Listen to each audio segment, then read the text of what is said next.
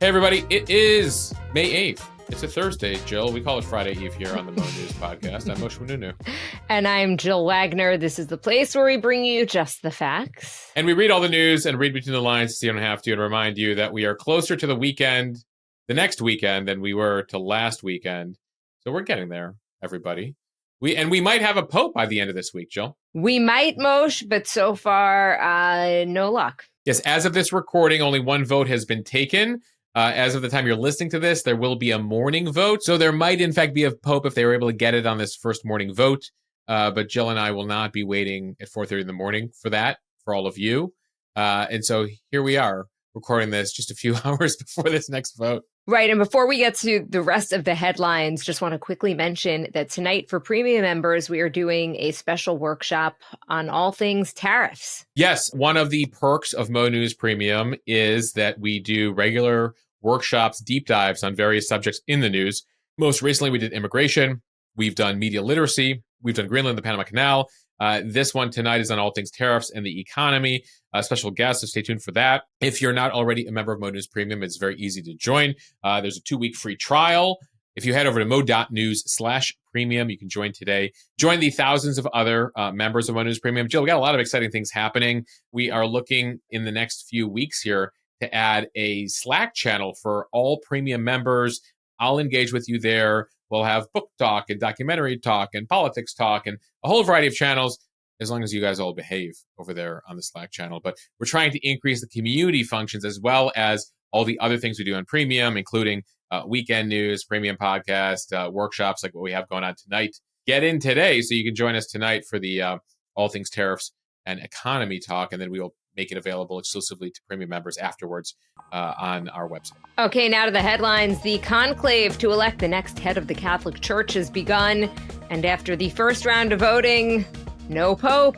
So who is on the short list and why this could be the longest conclave in decades? Yes, keep in mind the last few conclaves lasted 2 days. And so the longest in decades could be 3 days if they don't pick somebody today. But Ralph Fiennes and Stanley Tucci are going to have something to say about that. Have you seen Conclave? Yeah. Jill, actually, before you get to the rest of the headlines, you know that they watched Conclave, like the actual Conclave participants, according to sources, like watched the film because the majority of cardinals, I'll get into this in the story, but the majority of cardinals have never been part of a conclave, so they literally like all watched the movie this week.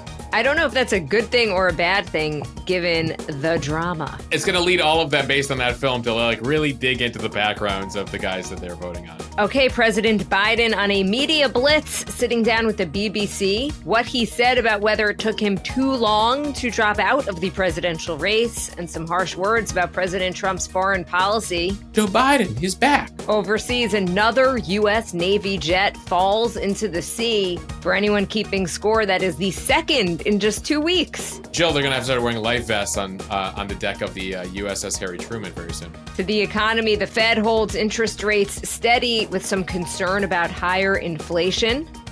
And on the tariff front, the U.S. and China set to meet this weekend, but there's already some differences, Moshe, about who asked for the meeting. Of course, Jill. China's like, you went first. America's like, no, you went first.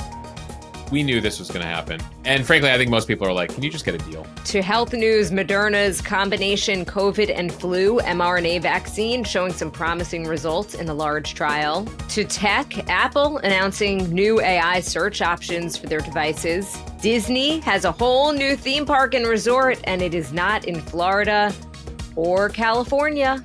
Arabian Nights. Right, from Aladdin. I feel like that'll be a theme song in this place. And Moshe, get your tux ready. The Golden Globes has a new Best Podcast category starting in 2026. But we're going to need your help, folks, to get us eligible for that. And Moshe is on this day in history. Jill, your clue today? Pizza. Okay, let's start with Pope Watch 2025. Voting starts again this morning. After the first round of voting on Wednesday, black smoke puffed from a chimney above the Sistine Chapel, a sign that the 133 cardinals sequestered inside had not reached a decision in a first round of voting. This is not unexpected. The last 3 conclaves took about 2 days. This conclave, though, is the biggest ever, as the cardinals are choosing a new pope to lead the world's 1.4 billion Roman Catholics. There are 133 cardinal electors from 71 different countries. They took their oath of secrecy on Wednesday, and many of them are meeting for the very first time. This is the largest and most diverse group in history. Pope Francis picked most of the electors himself, which is why some experts say it's possible this conclave could potentially last more than the typical 2 to 3 days. The cardinals are now sealed off from the outside world. No phones, no news. They are under oaths of total secrecy. They'll return this morning and continue voting. There are 4 rounds every single day until 2/3 of the cardinals can agree on a candidate. As for possible successors, 2 names are being widely discussed. Cardinal Pietro Parolin of Italy. He was France's second in command. And then there's Cardinal Luis Antonio Tagle of the Philippines. That is a country where the church is growing rapidly. Yeah, interestingly, Jill, when you look at the composition of the voting cardinal electors, 53 of the 133 are from Europe. And then you have 23 from Asia, 18 Africa, 17 South America, 16 North America. So very much, you are seeing a growing number from the developing world where Catholicism is expanding. But at the same time, Europe still kind of has the majority of the voting cardinals there, including Italy, though we haven't had an Italian pope for a while. As for the names you mentioned, Parolin is sort of seen as the safe choice here, top deputy to Pope Francis. Not considered very charismatic, but sort of the safe bet. And so we'll see if they go in that direction. Tagle has been referred to as the Asian Pope Francis. Very charismatic. He's actually kind of a social media influencer himself, has a huge following on social media. Defense of the poor, calls for action against climate change. He thinks the church has been too harsh on gay members, divorced couples, unwed mothers. So the question, of course, will be how conservative or liberal, again, by Catholic Church standards, are they willing to go after more than a decade of Francis' leadership, who has been seen, particularly by more conservative Catholics, including a number of the cardinals in America and Italy, as too progressive, as changing too much about the church too quickly. A couple other names here, and again, we can have a surprise. Remember, John Paul II out of Poland was very much a huge surprise several decades ago. But there are a couple other names. Cardinal Jean-Marc Aveline of France. He was also close to Francis. Unclear whether he has enough people voting for him out of Europe. You also have Cardinal Robert Francis Prevost, who would be the first American pope. Since the U.S. was founded, there have been about 20 popes. We never had an American pope in that time. There is a question as to whether the church, given America's strength and power globally, would also then want an American pope. He sort of runs the middle, Prevost does. He's originally from Chicago, has a higher role now with the Catholic Church, where he has embraced marginalized groups, but he's also been more conservative, including opposing the ordaining of women as deacons. So does he split the difference there? And as the church, are these cardinals willing to go with an American pope? And there's some other names being circulated here. We shall see. Again, it is very hard. We don't have exit polls. There's no Steve Kornacki. I think actually, speaking of which, I think Steve Kornacki of MSNBC has done like a breakdown, but like nobody's like giving. There's no exit poll data coming out of the votes one by one. And if you've seen the film, I mean, they keep this very private. Jill, they have technology now in the Sistine Chapel that blocks all signals. So they really are trying to keep this one of the last things on earth where you have no idea what's happening there. This is, as I said, though, a very uncertain time for the church. Again, France is considered more progressive. Some who think that the next pope should be more focused on doctrine, less progressive towards same-sex unions, migrants, inclusion. There's always a belief among certain folks in any faith or sect that you need to stay close to tradition, and that's the way to ensure that you're able to maintain and grow followers, as opposed to constantly making concessions and changing things. That's a main debate here. But one thing we'll be watching for, and again, as you listen to this morning, there will have already been a vote. White smoke, new pope. Black smoke, no new pope. And they're going to have a few votes today, a few votes tomorrow if they still don't have a decision. And then they take a day break for prayer before they continue again. As I mentioned on yesterday's podcast, it once took them 1,000 days to elect a pope. Back then they had 18 cardinals and they couldn't get to 2/3 very easily. That was like the year 1268, though. We don't expect that. Again, the last few votes over the last century have been 2 days. So we might have a pope today, Jill, if recent historical precedent remains. Well, speaking of people technically eligible to be the next pope, Catholic and male, and also about the right age.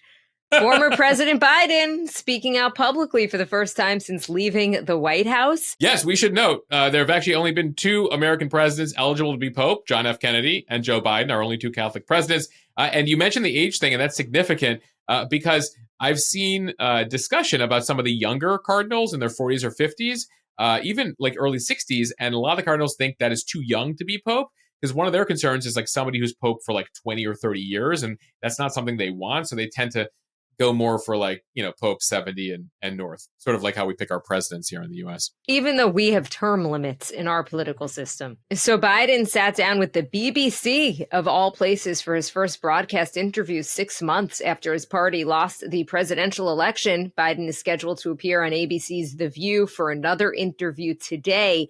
Moshe, before we get into the meat of the interview, curious what you make of him deciding to talk to an international news outlet instead of an American one. Well, he will. I mean, we should know he is doing The View today, but that's a friendly.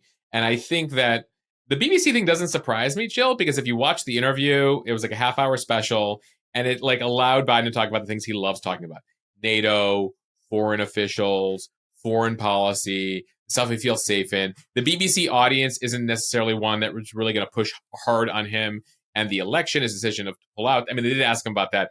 But like, if say you did in Meet the Press or a CNN or something here in the U.S., a lot of focus would be on the like future Democratic Party, whether he went back on his word not to be a bridge president by trying to run again, whether he burned his own party, the pardons for his son and family members. I mean, Joe, like as an American, like we have a lot of questions for him. The BBC isn't as interested in that stuff. All right, so let's get to it. He was asked whether he waited too long to drop out of the presidential race, less than 4 months before the November election, leaving little time for a replacement to be picked. Biden said he didn't think so. It's a question lots of people ask you, Mr. President. Did you leave it too late? Should you have withdrawn earlier, given someone else a bigger chance? I don't think it would have mattered. We left at a time when we had a good candidate. She is fully funded. He said he meant what he said when he started to run for his first term, that he planned to be this bridge president or transitional president. But he says things just moved so quickly and he was so successful that it was hard to walk away. He repeated numerous times that it was just a difficult decision. Now, they also talked a lot about international news and Biden delivering a pretty scathing condemnation of how President Trump is handling everything from the war in Ukraine to relationships with traditional U.S. allies. I should note, Biden didn't actually mention Trump by name. The reporter asked Biden, though, about President Trump's ceasefire proposal for Russia and Ukraine, which would include Ukraine giving up a lot of territory for peace.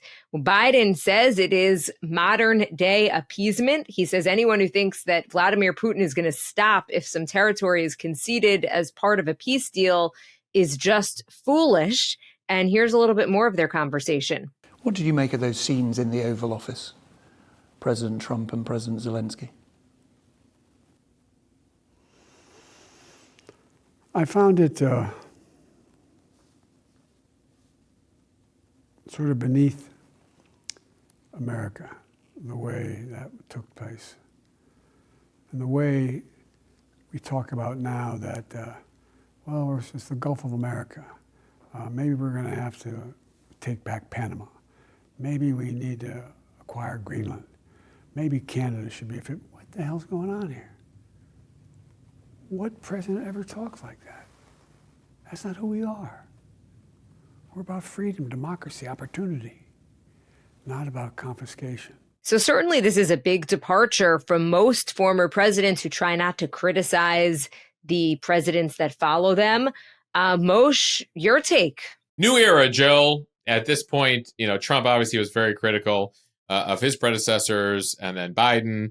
And so now Biden's critical of Trump. And I think we've sort of entered a new era here for the expectations and, what's seen as normal as far as former presidents are concerned. Literally, Trump is trying to rip up everything that Biden sees as his legacy, right? Biden, for him, like NATO is super important. Standing up for Ukraine, super important. A whole variety of things. Interestingly, here, Biden's trying to play a role in the future of the Democratic Party. Keep in mind, we're still about 6 months out, actually almost exactly 6 months out from the election. Democrats don't really have a new leader. And so Biden's like, you know what? I'm going to keep saying my piece here. And hopefully, people want to listen to what I have to say. That's, of course, one of the aspects of this was also Biden's legacy, right? He ends on having dropped out too late, handed over the White House back to Donald Trump again. It's something he said he promised his voters he would never do, and he would stand strong there. It was interesting in that interview, asked about whether he dropped out too late and whether that gave Kamala Harris a real chance. Biden did say, I don't think it would have mattered. Like if I got out earlier, I don't think that changed anything. Now that is a actual debate within the party as to whether maybe if he had not run for re-election and given his party a chance to have an actual primary, whether they would have had a better shot there, and whether Kamala Harris would have even been the nominee. So expect to see Biden out there for what it's worth. He, was also at the Vatican for Pope Francis's funeral. Trump was also there last week. So Biden's out there. He's giving interviews. He wants to write a book. It's unclear whether he'll get the library that most modern presidents have been building. They have to fundraise a lot of money for that. So Joe Biden, everybody. He's there. Hoping some people in his party will listen to him. But for the most part, I think most Democrats are like, we're ready to move on. Was it Thank You Next? Who sings that? Moshe, I believe that's Ariana Grande. Yeah, I think the inspiration of that was Joe Biden. I kid. I thought it was Pete Davidson. Pete Davidson, interestingly, Jill, of Jewish ancestry, but raised Catholic. So I think Pete Davidson's eligible to be Pope, too, just for those of you keeping score at home. He's not who the Vegas bettors are thinking, but I guess you never know. A little too young. Pete, no, and it's like I think he still has some more women to date before he takes a vow of celibacy to be Pope. Okay, time for the speed read from NBC News. Another American F-18 fighter jet has been lost in the Red Sea. This is the second jet lost from the carrier in just over a week. And thankfully, the pilots are okay. Again. It is not entirely clear what happened yet. The investigation's still ongoing, but sources say there was some kind of failure as the jet was trying to land on the U.S.S. Harry S. Truman aircraft carrier. The pilot and the weapons systems officer had to eject. They were recovered by a rescue helicopter. They are both alive, but did have some minor injuries. So thankfully, they're okay, as were the pilots of the last plane that had an issue a couple of weeks ago, where they were towing it out. They didn't connect it appropriately. And that plane fell over into the Red Sea. So now, count them, 2 F-18 fighter jets. Each one costs about $70 million, sitting in the bottom of the Red Sea next to a bunch of Pharaoh's chariots.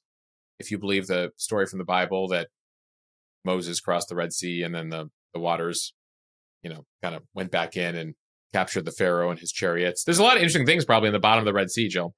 Though that would have been a couple thousand years ago, and that's probably gone at this point. But I digress. In all seriousness, the Harry Truman out there in the Red Sea has been there as part of the fight against the Houthis in Yemen, who President Trump announced earlier this week, as we told you on yesterday's podcast, have effectively called for a ceasefire. Now, the Houthis are pushing back on that.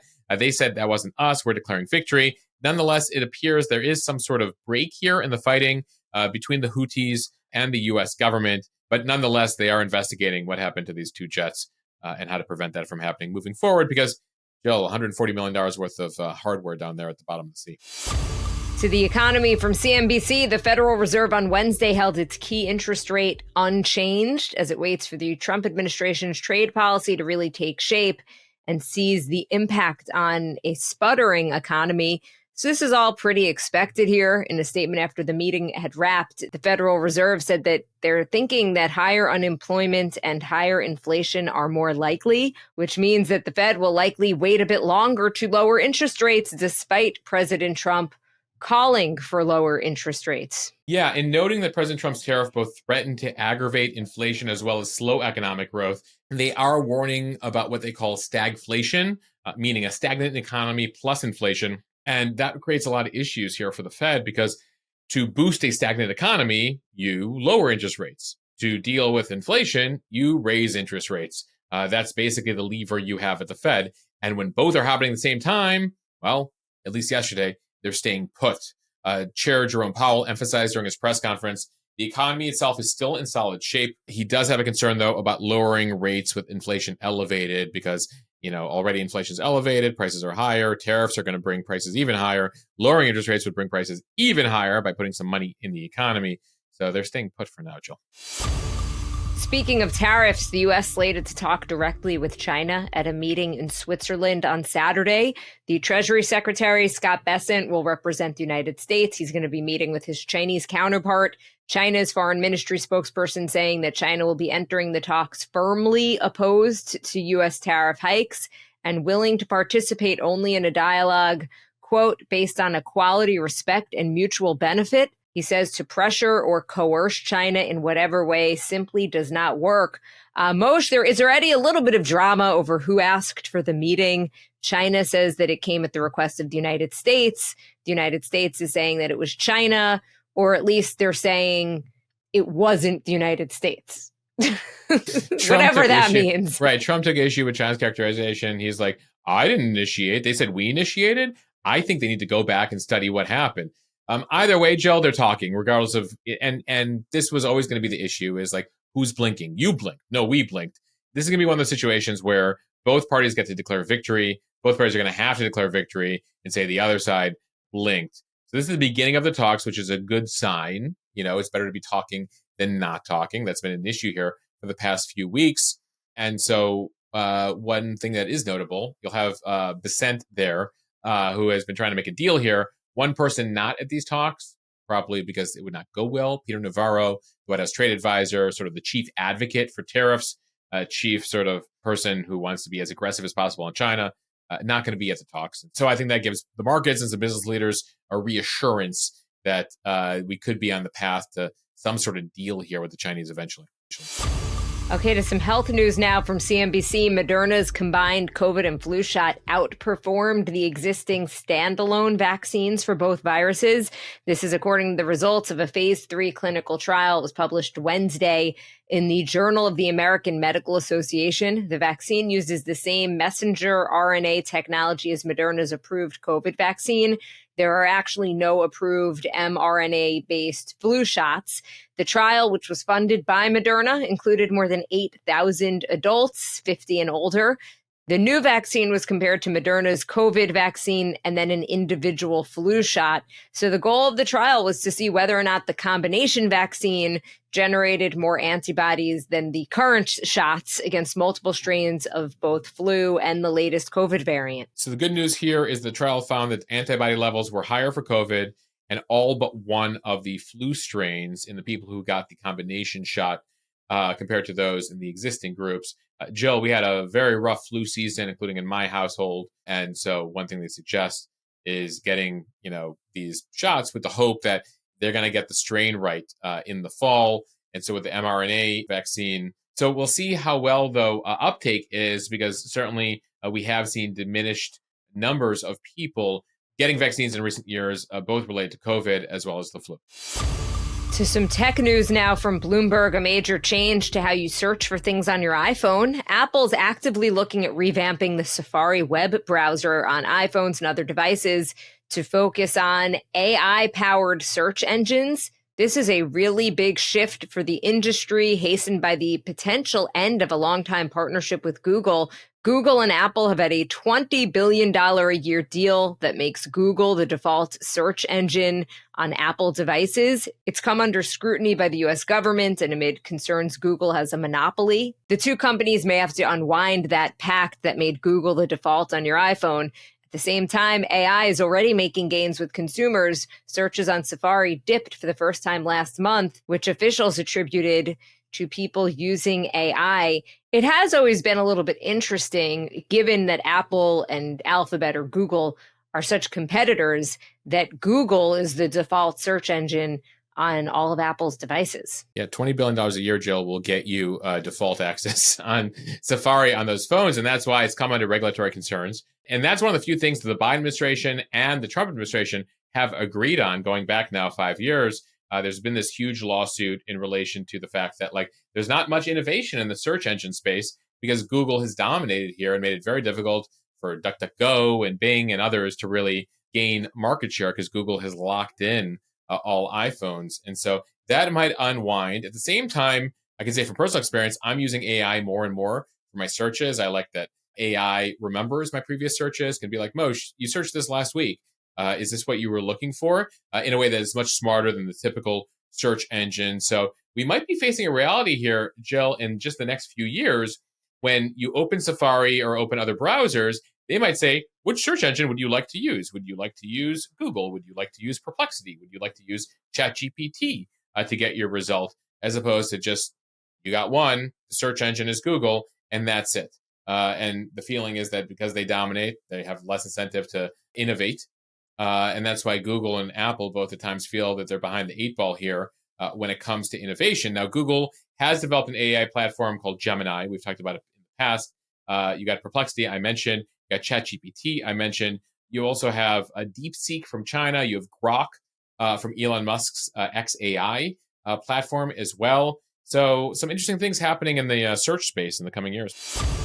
From People, the Walt Disney Company announced it will be opening its first ever theme park and resort in Abu Dhabi, bringing the House of Mouse's signature magic to the United Arab Emirates. The destination, dubbed Disneyland Abu Dhabi, marks Disney's 7th global theme park resort and its first in the Middle East. It'll be built as a waterfront resort on Yas Island, which is a hub for entertainment that already draws millions of visitors from across the Middle East, Africa, India, Europe, and beyond. Disney CEO Bob Iger says Disneyland Abu Dhabi will be authentically Disney and distinctly Emirati. We'll see what comes of that, Jill. This is their first new park since 2010. So it's been a while since they opened one up. That was the one over in mainland China. You also have Euro Disney in Paris. You have the park in Tokyo, the park in Hong Kong as well. As for timing here, when this might open in Abu Dhabi, Bob Iger, the CEO of Disney, says it typically takes between 18 months to 2 years to design and fully develop, and then 5 years to build. So I don't know if you'd run the numbers, run the math there, you're probably looking at 2030 to 2032, probably closer to that latter date before this opens. Among the things that they were looking at here for Abu Dhabi, one, the leadership there gave them an incredible package they couldn't refuse in terms of helping them with building, subsidizing a lot of the costs here. 120 million travelers pass through Abu Dhabi in Dubai. Every year, 1/3 of the world's population is within a 4-hour flight, and that's mainly India, but that's huge for them. So it is poised to become one of their larger parks globally. And finally, from Variety, the Golden Globes announced plans to present the inaugural Best Podcast Award in 2026. Nominees for the new category will be narrowed down to 6 candidates from a larger pool of the 25 most popular podcast series that have, quote, made a significant impact over the past year, celebrating the creativity and influence of creators worldwide. So that means you should look for names like Joe Rogan of The Joe Rogan Experience, Alex Cooper from Call Her Daddy, and Megyn Kelly from The Megyn Kelly Show. The president of the Golden Globe says that as the world of entertainment continues to evolve, they're excited to recognize new forms of storytelling. Yeah, we'll see. It's interesting. I'm looking at the top 25 charts right now. Amy Poehler's in the top 25 right now. Dax Shepard, typically in the top 25. You also have the Smartless crew, Jason Bateman, Sean Hayes, and Will Arnett. So it'll be interesting. Obviously, politics will play a role here. Remember, like at least half of these podcasts I'm looking at right now in the top 25 are political. Tucker Carlson, you got a few others, Theo Von, Joe Rogan, obviously. Nominations will be announced the first week of December. Best Podcast is the first category to be added to the Golden Globes since Best Cinematic and Box Office Achievement. That was introduced last year. That basically allowed them to give an award to Barbie, the movie, as it wasn't being nominated for other things. But it speaks to like, what are people actually buying tickets to, as opposed to just what the critics perceive as the best. So the podcast space, interesting. You also got a bunch of crime podcasts. You got Dateline, you got Crime Junkie. So we'll see what comes of the podcast category, Jill. Jill, I should mention, we once cracked upon launch the top 25. We typically fall within the top 100 of news podcasts, but not overall podcasts. So if you're saying, Mosh, Jill, you guys should get the Golden Globe for podcasts, then you need to spread the word quickly. Like real quick. Like real quick. Like you got to get us there. You got to like send it as a spam to everybody that you know, and like and get our merch on mo.news and just wear that everywhere and like offer people money. No, I kid. We're getting there. We're growing. We grow month by month. We have many more listeners today than we had last year at this time. But to be a top 25 overall global podcast, we got ambitions to get there, Jill. You know, I think we need some clever swag that's not just Mo News, but Mo News podcast, like a hat that says, like, leave me alone, I'm listening to the Mo News podcast, or something Yeah, we're going to have podcast some related. fun with the merch. Yes. All right, now time for On This Day in History. On this day in 1877, the Westminster Kennel Club Dog Show began. The first annual New York bench show of dogs attracted very large crowds. It is one of the oldest continuously running sporting events in the U.S., second only to the Kentucky Derby, which ran last weekend. All right, on this day, the answer to your clue at the beginning, pizza, pizza, was the motto of Little Caesars. Everybody, Little Caesars, the first one opened on this day in Garden City, Michigan in 1959. Interesting, because Michigan, not necessarily known for its pizza. Except, Jill, I will say this. Not only did Little Caesars start in Michigan, so did Domino's. Ypsilanti for Domino's there. So Michigan has contributed a lot to the pizza space. Well, okay. The Mo, you know, everybody. Who knew? One of my favorite SNL sketches of all time premiered on this day in history in 1993. He lives in a van down by the river. Chris Farley's character, Matt Foley, makes his first appearance on this day in 1993 on Saturday Night Live. On this day in 2010, speaking of SNL, Betty White became the oldest person to ever host SNL at the time, the age of 88. And we end here with a bit of music history. The Beatles released their final album on this day, Let It Be. That was on this day in 1970. Same day, Jackson 5 releases their second album, ABC. So on this day, we got Let It Be and ABC. Well, Moshe, I know what the teens were doing back on May 8th in 1970. Heading to the record store, Jill. Or maybe we were 8-tracks? No, 8-tracks started to get a little more popular in the subsequent years, but they were either getting the 8-track or the record, for either Jackson 5 or the Beatles. Moshe, I was reading my daughter a book the other night, and it mentioned a CD player, like casually in terms of the plot of the story. And I was like, do you know what a CD player is? And she's like, no. What are you talking about? I've seen these viral memes, viral videos on Instagram where they're like asking kids, they're like, what do you think it means to burn a CD? What do you think it means to make a collect call? And it's like you're asking like a 10-year-old or a 12-year-old today, and they're just like coming up with like what they think it means. Moshe, I like to call them the good old days. Yeah, are you ready for this, Jill? In 5 years, in the year 2030, it'll have been 50 years since 1980. I'm not ready. No. Take that back. 1980 will have been 50 years ago. But we're not there yet, so folks, don't freak out. I didn't know where you were going, but I wasn't ready for that. No, nobody was. There's some people very angry at me right now. All right, everyone. Thank you for listening to the Mo News podcast. If you like what you hear, please share this with your friends. Help us crack the top 25. We want a Golden Globe. Please follow us and subscribe so you don't miss an episode, and review us kindly in the App Store. Mission Golden Globe begins today, Jill. Thanks for listening to the Mo News podcast. Have a fantastic day. I hope you enjoyed.